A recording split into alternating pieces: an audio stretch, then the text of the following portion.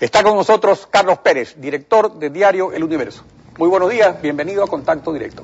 Buenos días, Alfredo. ¿Cómo está? Esta fórmula de confirmar en todas sus partes una sentencia es realmente excepcional, o sea, judicialmente no es usual puesto que no hay sentencias perfectas. Eso es normal en los actos de todos los seres humanos. ¿A qué atribuye usted esta decisión compacta, esta rectificación en todas sus partes? De parte de los dos jueces. Sí. Bueno, así es, o sea, el ejercicio de la justicia tiene sus errores, a veces te favorece, a veces no te favorece, pero el voto salvado creemos que es muy importante para nosotros, porque en gran parte está escrito a nuestra posición en lo que creemos cómo se debe haber manejado desde el principio de la sentencia, ¿no? Ahora, pero el voto salvado es del juez con más experiencia y sin embargo él por lo menos deja sentado su criterio. Pero del otro lado se ven jueces suplentes improvisados, un estado de excepción en el Poder Judicial, una presión diaria permanente, órdenes dictadas públicamente por el propio presidente. Entonces, esto realmente es lo que no tiene precedentes. Sí preocupa durante el debido proceso, donde han habido algunos, no sé si abusos, el proceso no ha sido claro, y aquí tengo algunas cositas que podría leer para hacer un poquito más, porque son tantas que realmente prefiero leerlas, ¿no? Claro, justamente eso, ¿no? Porque el presidente ha manifestado que los recursos legales que aún quedan, esta sentencia no puede ser modificada ni por una corte celestial. Pero esto no es así porque la casación ante la Corte Nacional revisa los fundamentos de la sentencia. Luego hay la acción extraordinaria de protección ante la Corte Constitucional que la puede anular. Entonces, ¿se sienten ustedes con argumentos suficientes para tener éxito en esta nueva fase del proceso? ¿Cuáles son los argumentos? Porque tiene que haber muchos argumentos de todo lo que se ha visto. El presidente en algunas ocasiones, desde que ha habido pues este nuevo proceso del cambio de la justicia, él ha dicho que él es el jefe máximo en diferentes maneras de la justicia.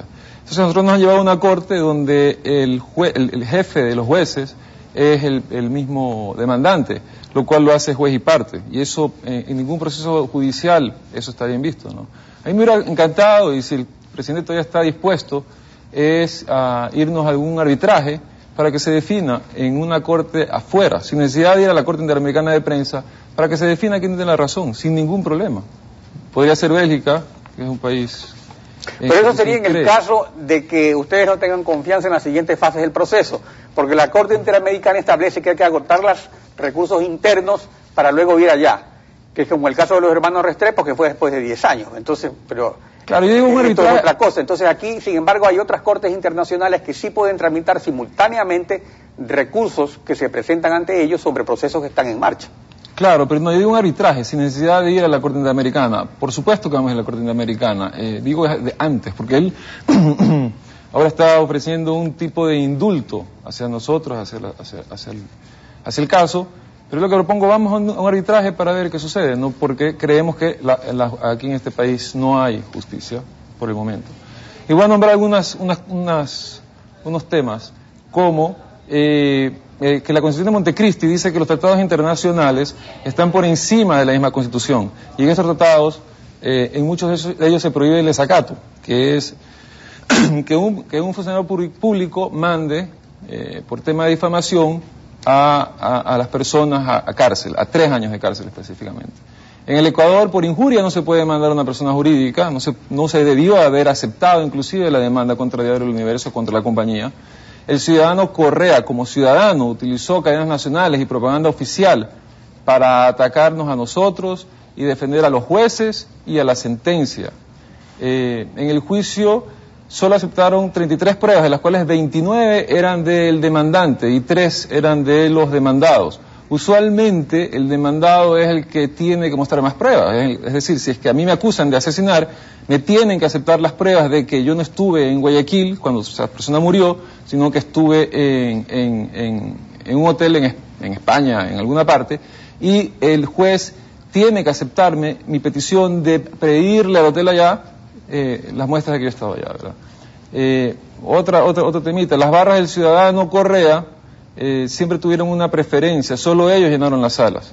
en los bajos de los edificios del Consejo de la Judicatura solamente estaba la gente de Alianza País.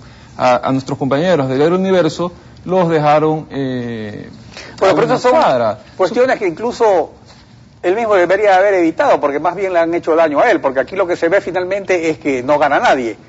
Él tiene derecho a defender su honra, pero es todo el trámite que se lleva a cabo que no se compadece con lo que dice la Constitución ni la ley.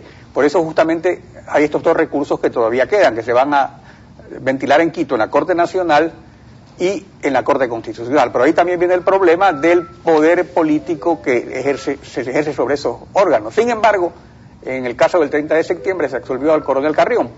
O sea, hay casos. En el caso de Guayaquil, el propio presidente dice que es la corte más corrupta, pero él mismo la demanda ante la corte de Guayaquil en vez de ir a la corte nacional, que lo podía haber hecho como presidente. Directamente. Sí, yo creo que es un juicio en gran parte político, y creo que en condiciones para nosotros relativamente mucho menor que la presidencia, ¿no? La presidencia tiene mucho más poder. Él siempre se ha dicho que la prensa tiene un poder, es un poder relacionado a informar, relacionado a estar conectado con la gente, donde no puede haber abuso. En el momento que la prensa abusa, la gente se da cuenta y te dejan de escuchar o de leerte. El presidente tiene muchísimo más poder que la prensa. Claro, es un poder tangible, el de la prensa es intangible. Ahora, ayer al regresar a Quito, el presidente anunció lo siguiente, veamos. Se hubieran dicho, disculpe, mentimos, como lo acaba de ratificar pues la sentencia, que mintieron, que era mentiroso ese artículo, no lo han hecho. El momento en que digan, sí, lo sentimos, por supuesto, aquí nadie tiene interés de meter preso, al menos al señor Pérez, ¿no? Yo creo que el caso de Emilio Palacio es diferente, ese tipo ya perdió toda lógica. Perdonar sin arrepentimiento de la otra parte, sin reconocimiento de su error, no es perdón, es impunidad. Pero pese a que en la primera instancia, en extremis, trataron de rectificar con la carta que presentaron, quiero decirles que durante estos meses, entre la primera instancia y la segunda instancia, ha habido acercamiento para tratar de parar esto, y bueno, pero ustedes rectifiquen, no. ¿Qué opina de esta propuesta? La verdad es que es bien confusa, porque es como tenerte sentado con el machete en la nuca, más o menos. Siempre hemos estado abiertos a pedir disculpas, a hablar. Yo lo hice a los 2 meses que él estuvo desde que estuvo en Carondelet, me acerqué donde él a conversar siempre para estar conectados con la prensa desde que él la insultaba, pero nunca se dio eso. Ahora, justamente eso, las relaciones con Correa originalmente eran buenas, incluso el Universo ha tenido una posición editorial contra la banca corrupta, contra los abusos de la partidocracia. ¿En qué momento se empezaron a deteriorar, ya que se refiere a esta situación de que en algún momento hubo un acercamiento al comienzo del gobierno? Bueno, desde nuestro punto de vista, creemos que siempre le molestó mucho más la investigación, la parte periodística del diario que la opinión. Y poco a poco le fue molestando. Y no solamente yo creo que del Universo, en general le molestó, de todos los medios. En muchos casos, que ahí viene el problema de la autocensura de alguna manera, o el Estado manejando la publicidad para premiar o para castigar, a nosotros nos las aplicó para tener a los medios hablando bien de ellos y no decir ciertos errores que cometen, ¿no?